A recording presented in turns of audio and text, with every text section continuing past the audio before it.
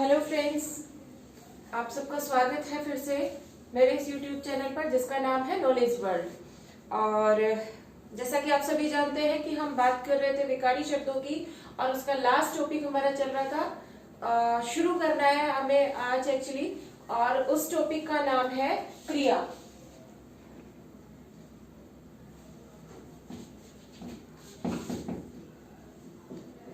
क्रिया जो है ये हमारा आज का टॉपिक रहेगा। और हमें क्रिया, देखिए देखने में क्रिया शब्द जो है, क्रिया जो टॉपिक है बड़ा इजी सा लगता है, लेकिन अमूमन बच्चे जो हैं इसी टॉपिक पर मार खाते हैं। पहली बात तो जो है कि बच्चे क्रिया को पहचानने में गलती करते हैं। लेकिन मुझे उम्मीद है, मुझे पूरी उम्मीद है, न केवल उम्मीद बल्कि पूरी उम्मीद है कि इस टॉपिक को जब मैं यहाँ पढ़ा दूंगी तो उसके बाद आपका कभी भी क्रिया का टॉपिक जो है वो गलत नहीं होगा। तो चलिए शुरुआत करते हैं हमारे आज के इस टॉपिक की, जिसका नाम है क्रिया। जैसा कि नाम से ही पता चल रहा है, क्रिया का अर्थ होता है काम। क्रिया शब्द को ही इंग्लिश में हम कह देते हैं एक्शन वर्ड,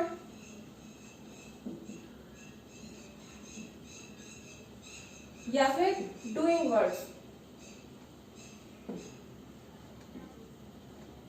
और जो तीसरा नाम है वो है इसका वर्ब। तो ऐसे शब्द जिनसे किसी काम के होने या करने का पता चले, यानी वे शब्द जो हमें ये बताए कि भाई कोई काम हो रहा है या कोई काम किया जा रहा है, वही शब्द क्या कहलाते हैं? क्रिया कहलाते हैं। बड़ी सिंपल सी परिभाषा है क्रिया की। अब क्रिया जो है, हमने डेफिनेशन देख ली कि क्रिया क्या होती है।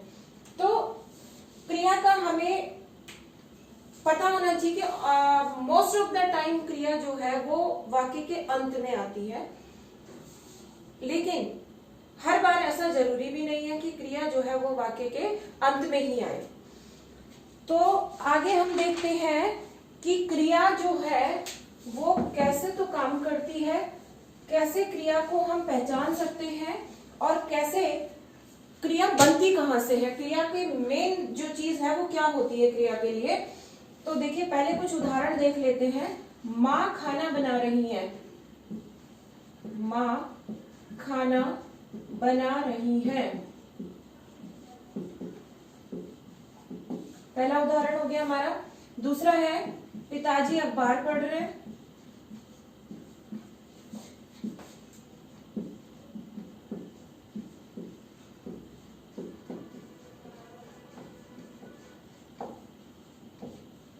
राधा पढ़ रही है,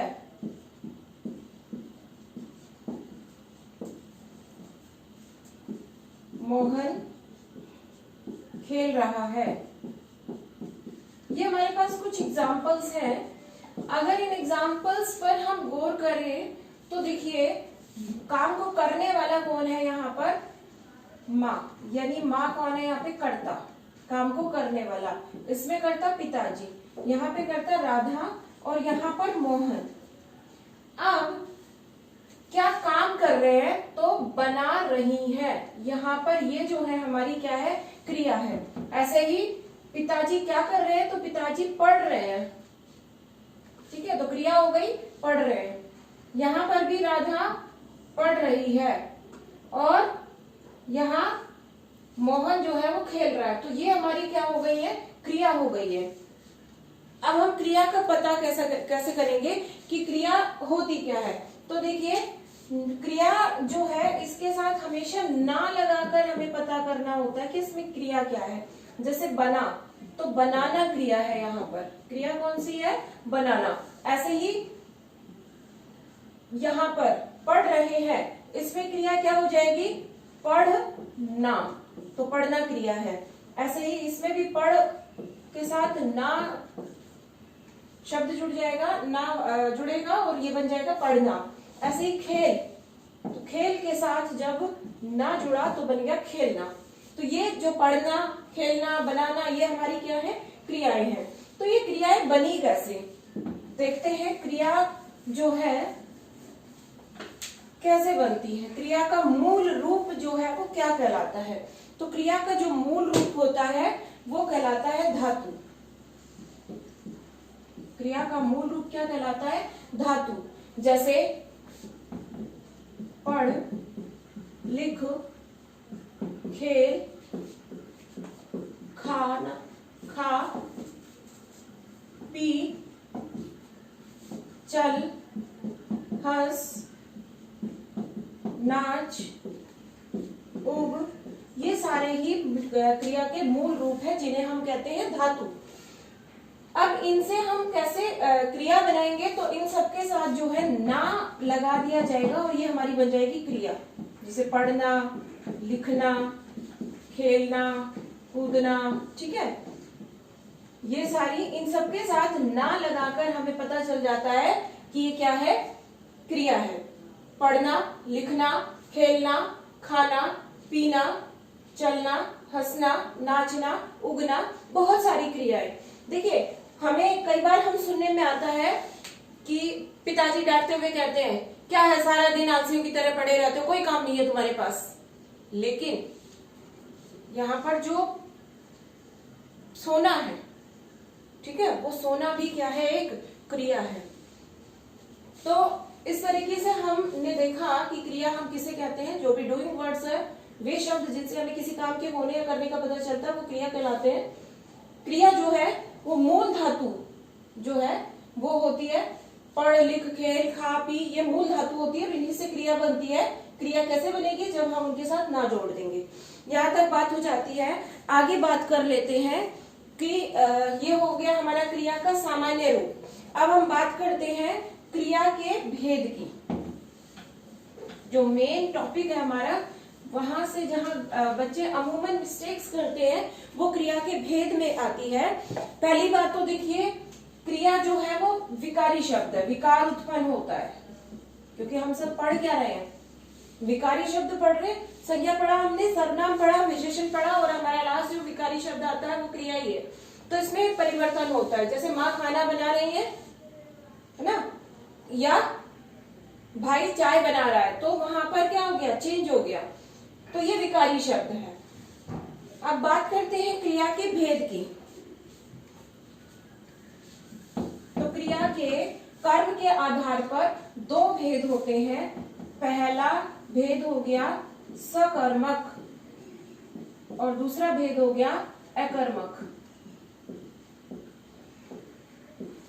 सकर्मक जो कर्म सहित है, जिसमें कर्म है। देखिए, नाम से ही पता चल जाएगा। सहित का मतलब होता है किसी चीज के साथ। तो ये हो गया स, इसमें भी स, कर्म सहित, यानी जिसमें कर्म होता है वो हो गई सकर्मक। और ये है कर्म रहित, अर्थात जिसमें कर्म नहीं है, ये हो गई हमारी कर्म रहित। तो क्रिया के कर्म के आधार पर दो भेद हो गए, सकर्मक और अकर्मक। बहुत इंपॉर्टेंट टॉपिक है बच्चों, ध्यान से समझना। जब ये टॉपिक समझ आ गया तो इसके साथ साथ आपके बहुत सारे भाग जो है वाक्य के भी कंप्लीट हो जाते हैं। वाक्य भी आपको तभी समझ में आएंगे जब पहले आपको क्रिया समझ में आएगा। अदरवाइज तो अगर यहाँ समझ नहीं आया तो फिर वाक्य समझना भी मुश्किल हो जाता है। तो हमने देखा कर्म के आधार पर क्रिया के दो भेद होते हैं, अकर्मक और सकर्मक। सकर्मक जो कर्म सहित है, अकर्मक जो कर्म रहित है। तो अब हम देखते हैं, मैं एग्जाम्पल लिखती हूँ और पता करते हैं कि ये अकर्मक है या सकर्मक। आकाश में रंग बिरंगे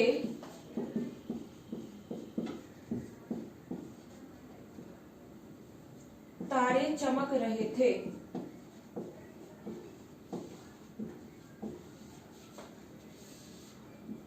ये एक हमारा सेंटेंस है और ज्यादातर बच्चे सोचते हैं कि सेंटेंस जो है वो बहुत लंबा है तो पक्का ये तो सकर्मक ही होगा, ठीक है। लेकिन हमें सिर्फ किसी भी वाक्य की लंबाई के आधार पर ये नहीं पता करना है कि वो अकर्मक है या सकर्मक है।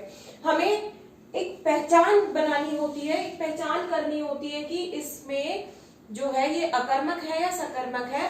तो वो पहचान हम कैसे करेंगे? सबसे पहले इस वाक्य में क्रिया क्या है ये हम पता करेंगे। तो देखिए ना लगाकर हम पता करेंगे, तो क्रिया क्या है यहाँ पर, चमकना। क्रिया क्या हो गई हमारी, चमकना। तो हमने हमारी पहली चीज जो इसमें पता की वो हो गई क्रिया। अब हम बात करते हैं कर्ता की। अगली बात करेंगे हम कर्ता की। तो कर्ता देखिए कौन है, इसमें काम को करने वाला जो होता है वो कर्ता होता है। तो कर्ता के हम दो प्रश्न पूछते हैं, पहला पूछते हैं कौन और दूसरा पूछते हैं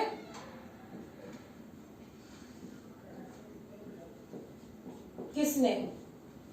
ठीक है, ये दो हमारे प्रश्न रहेंगे कर्ता से, कौन और किसने। अब यहाँ पर प्रश्न पूछते हैं कि कौन चमक रहे थे, तो कौन चमक रहे थे, उत्तर मिला हमें तारे चमक रहे थे, यानी कि रंग बिरंगे जो तारे हैं वो हमारा क्या हो गया, कर्ता। ये हो गया हमारा कर्ता।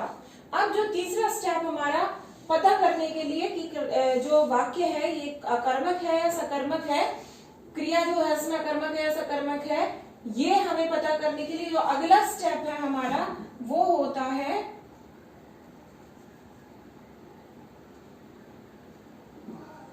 कर्म। हम पता करेंगे, और कर्म कैसे पता करेंगे, तो यहां पर हम प्रश्न पूछते हैं दो। पहला किसे और क्या, ये दो प्रश्न हम यहां पूछेंगे। और दो प्रश्न हमने यहां पूछे कि कर्ता को जो है कौन करने वाला है और कौन किसने ये काम किया। दूसरा कर्म पता करने के लिए किसे और क्या हम पता करेंगे। और अब आगे देखते हैं, तो कर्म किसने काम किया, यहाँ हम प्रश्न पूछते हैं क्या चमकते हैं, तो आंसर मिलेगा तारे। जबकि प्रश्न हमने पूछा था कौन चमकते हैं, तो भी हमें आंसर मिला था तारे। ठीक है, हाँ तो फ्रेंड्स हम बात कर रहे थे कि किस तरह से हमें जो है क्रिया का पता करना है कि क्रिया अकर्मक है या सकर्मक। तो हमने सबसे पहले जो है क्रिया का पता किया कि क्रिया जो है वो ना लगाकर हमने क्रिया का पता किया कि क्रिया क्या है। उसके बाद हमने कर्ता से दो प्रश्न पूछे, और कर्ता से दो प्रश्न थे हमारे कौन और किसने। अब है कर्म, कर्म से भी हमने दो प्रश्न पूछे, किसे और क्या। अगर हमारे पास दोनों में से उत्तर आ जाते हैं, अगर कर्म का भी उत्तर हमें मिल गया तब तो क्रिया हो गई सकर्मक। अगर कर्म का उत्तर हमें नहीं मिला तो क्रिया हो गई हमारी अकर्मक। ठीक है, तो हमें यहाँ पर कर्म का उत्तर मिला तारे। भाई क्या चमक रहे हैं, तारे। लेकिन यहाँ पर जो सबसे इंपॉर्टेंट चीज है वो ये है कि अगर कर्ता से जो प्रश्न पूछा उसका उत्तर प्लस कर्म से जो उत्तर पूछा उसका जो उत्तर है वो सेम है। जैसे हमने कर्ता से पूछा कि कौन चमक रहे हैं, तो तारे। कर्म से पूछा क्या चमक रहे हैं, तो तारे। अब इसका मतलब दोनों का उत्तर एक है, तो ये सकर्मक क्रिया नहीं है, ये कौन सी क्रिया है, अकर्मक। बहुत ध्यान से सुनना, एक बार फिर से रिपीट कर रही हूँ इन्हीं चीजों को। देखिए एक बार फिर से सारी चीजों को दोबारा से देखते हैं, कैसे हमें क्रिया और कर्म और कर्ता से प्रश्न पूछने हैं, किससे क्या प्रश्न पूछना है, किस तरीके से हमें ये आइडिया लगाना है कि ये क्रिया अकर्मक है या सकर्मक। तो हमने देखा, सबसे पहले हमने क्रिया ढूंढी वाक्य में, सबसे पहले हमने ढूंढी क्रिया। क्रिया को हमने कैसे ढूंढा, ना लगाकर हमने ढूंढा कि ये क्रिया है। उसके बाद हमने कर्ता। देखिए सीक्वेंस हमारा हमेशा यही रहेगा, ये 3 स्टेप हम फॉलो करेंगे। 3 स्टेप अगर सही से फॉलो कर लिए तो हमारी 100% जो है वो क्रिया सही जाएगी। जो दूसरा हमारा स्टेप है उसमें हम कर्ता से 2 प्रश्न पूछेंगे। पहला प्रश्न होगा हमारा कौन और दूसरा होगा किसने। ऐसे ही अगला जो थर्ड और लास्ट स्टेप होगा वो होगा हमारा कर्म। कर्म से भी हम 2 प्रश्न पूछेंगे, पहला क्या और दूसरा किसे। ये चीजें जिसने याद रख ली अपनी जिंदगी में उसकी क्रिया कभी गलत नहीं होगी। अब देखते हैं इसे फिर से एक उदाहरण के द्वारा समझते हैं। आकाश में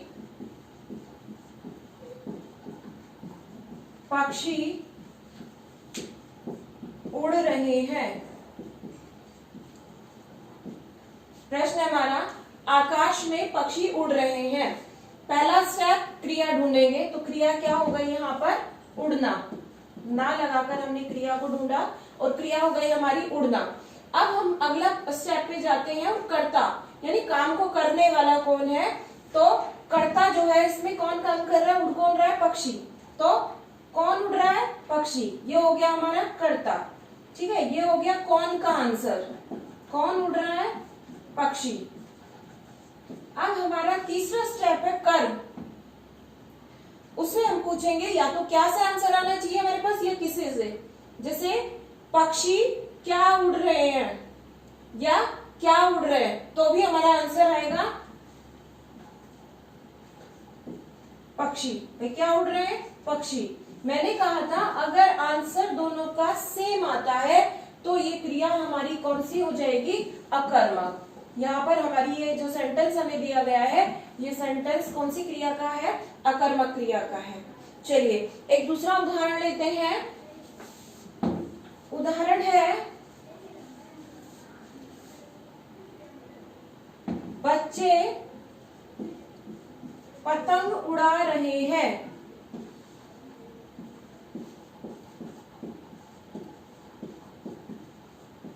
बच्चे पतंग उड़ा रहे हैं। क्रिया ढूंढेंगे। पहला स्टेप उड़ाना। कौन उड़ा रहे हैं? तो कौन का उत्तर मिला हमें? बच्चे। अगला स्टेप कर्म से प्रश्न पूछेंगे, क्या उड़ा रहे हैं?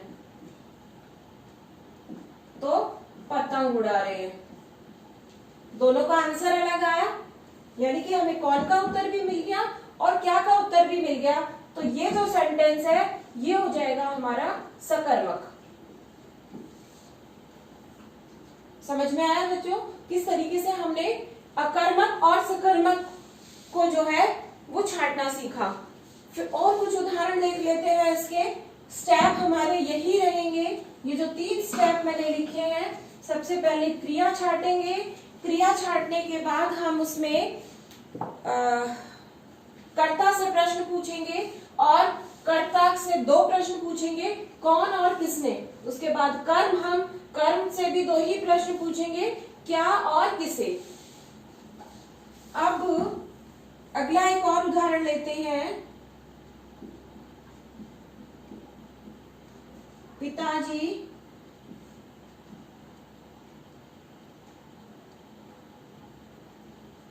पार्क में घूम रहे हैं। पहला उदाहरण, पिताजी पार्क में घूम रहे हैं। तो सबसे पहला स्टेप क्या होगा मित्रों? वेरी गुड, क्रिया। तो क्रिया हम इसमें पता करेंगे और क्रिया हो जाएगी हमारी घूमना। हमने ना लगाकर इसमें क्रिया बनाई और क्रिया हो गई हमारी घूमना। ओके, अगला जो हमारा स्टेप है वो है कर्ता से प्रश्न पूछेंगे, कौन घूम रहे हैं। तो कौन का उत्तर मिला हमें? पिताजी। कौन घूम रहे हैं? पिताजी। ओके, अगला जो स्टेप है कर्म से 2 प्रश्न पूछते हैं, क्या घूम रहे हैं और किससे घूम रहे हैं। तो ना हमें क्या का उत्तर मिला और ना ही किससे का उत्तर मिला। सिंपल बात है, जब कोई उत्तर नहीं मिला इसका मतलब क्रिया कौन सी हो गई हमारी? अकर्मक। आया समझ में कि किस तरीके से हमने क्रिया को, पहले क्रिया पता किया, क्रिया क्या है उसमें, उसके बाद हमने 2 प्रश्न पूछे हमारे कर्ता से, कौन या किसने। ठीक है, फिर कर्म से 2 प्रश्न पूछे, क्या और किसे। अगर हमें अलग अलग उत्तर मिल जाते हैं दोनों के तो क्रिया हमारी होगी सकर्मक। अगर दोनों का सेम उत्तर हमें मिल रहा है तो क्रिया होगी हमारी अकर्मक। और अगर एक का उत्तर मिल रहा है और एक का उत्तर नहीं मिल रहा तो भी फिर हमारी क्रिया होगी अकर्मक। आई थिंक आप सबको बहुत अच्छे से समझ में आया होगा। और उदाहरण देखते हैं, क्योंकि ये ऐसा टॉपिक है जितने ज्यादा एग्जाम्पल्स आप इसको सॉल्व करेंगे उतना जल्दी आपको ये समझ में आएगा। तो एग्जाम्पल है मेरे पास, वह बाजार से फल लाया। पहला स्टेप क्रिया ढूंढना, तो क्रिया क्या है इसमें, लाना, ये हो गई हमारी क्रिया। दूसरा स्टेप कौन या किसने का उत्तर हम ढूंढेंगे, कौन लाया, तो वह लाया, वह हो गया हमारा इसमें कौन का आंसर। अगला जो स्टेप है कर्म, क्या लाया, तो वह लाया फल। दोनों का उत्तर अलग, दोनों का उत्तर भी मिला, तो क्रिया हो गई सकर्मक। ओके, ऐसा ही एक और उदाहरण ले लेते हैं।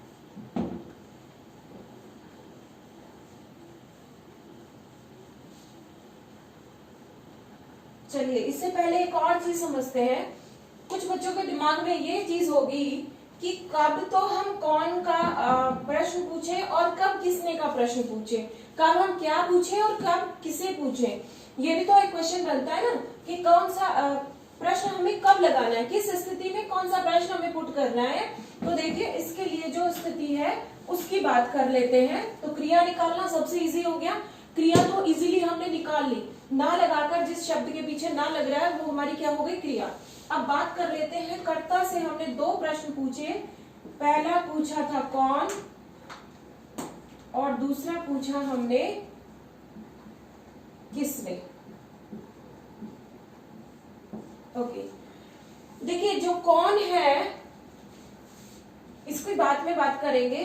सबसे पहले बात कर लेते हैं किसने की। हमने एक चीज नोटिस करिए, किसने, ने के साथ एक विभक्ति चिन्ह का प्रयोग हुआ है जिसे हम कहते हैं कर्ता कारक। कर्ता ने, अगर आपने कारक कभी पढ़े हो तो आपको याद होगा कि कारक जो है उनके साथ विभक्ति चिन्हों का प्रयोग किया जाता है, जैसे कर्ता ने कर्म को करण से संप्रदान के लिए।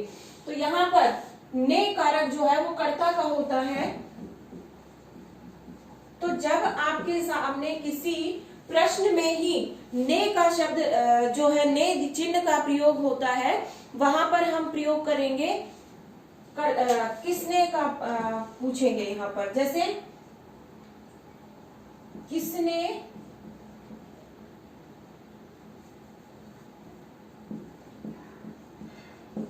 उसने फूल तोड़ा।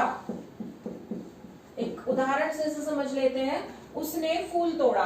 अब यहाँ पर क्रिया हो गई हमारी तोड़ना, प्रश्न हो गया किसने, किसने तोड़ा, तो उसने तोड़ा, या राम ने या श्याम ने मोहन ने, जो भी, यानी यहाँ पर कर्ता के साथ ने आएगा।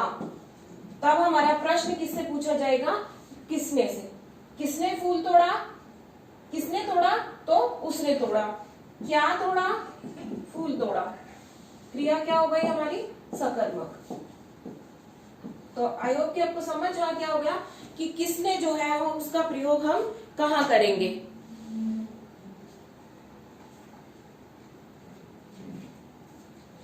उसके बाद कर्ता जो है,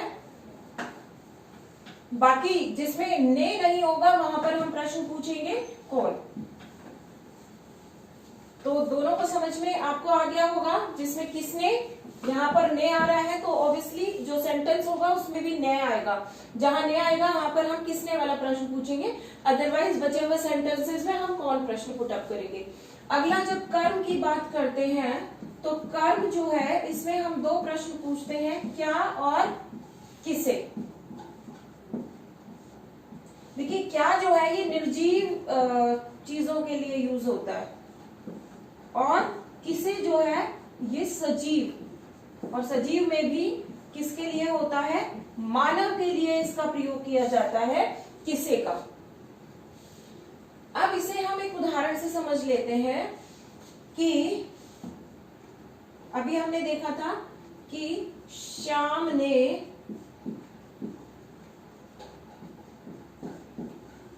फल खाया, ठीक है।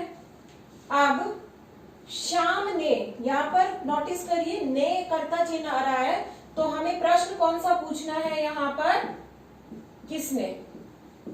ठीक है, तो पहले तो क्रिया ढूंढेंगे, क्रिया हो गई खाना। अब किसने खाया, तो आंसर आता है हमारा श्याम ने। ओके, पहले स्टेप हो गया, सेकंड स्टेप हो गया। अब जो थर्ड स्टेप है उसमें देखिए दो प्रश्न है, क्या और किसे। फल जो है वो निर्जीव वस्तु है, यहां पर हम प्रश्न पूछेंगे क्या। क्या खाया, फल खाया। यहां हम अगर इसे पूछे किसे खाया, फल को खाया, जी नहीं, ये फिर हमारा क्वेश्चन पूछने का तरीका गलत हो जाएगा। तो यहां पर हम प्रश्न पूछेंगे क्या खाया। अब एक और उदाहरण लेते हैं जिसमें हमारे पास उदाहरण है, वह स्टेशन से मां को लाया।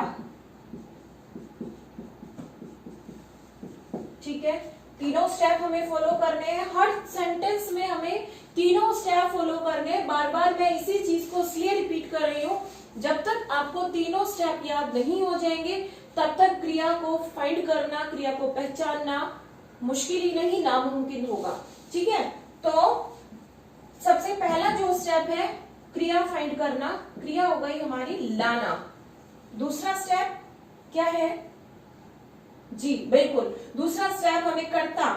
कर्ता क्या है इसमें कि कौन लाया, तो वह लाया, उत्तर मिला हमें वह। अब अगर हम पूछे क्या लाया, मां को लाया, मां कोई निर्जीव वस्तु थोड़ी है जो हम क्या प्रश्न पूछेंगे, तो फिर हम क्या पूछेंगे, किसे लाया, और उत्तर हो जाएगा मां को लाया। ये हमारा तरीका है प्रश्न पूछने का कि किस तरीके से हम अकर्मक और सकर्मक क्रिया का पता कर सकते हैं। तो ये सेंटेंस हो गया हमारा सकर्मक, क्योंकि हमें कौन का उत्तर भी मिला और किसे का उत्तर भी मिला, और ये हो गया हमारा सकर्मक। चलिए मित्रों, आज की क्लास में हम इतना ही पढ़ेंगे। अगली क्लास में इसी टॉपिक पर, इसी अकर्मक और सकर्मक पर और अधिक चर्चा के लिए फिर से आपके सामने उपस्थित होंगी। तब तक के लिए धन्यवाद।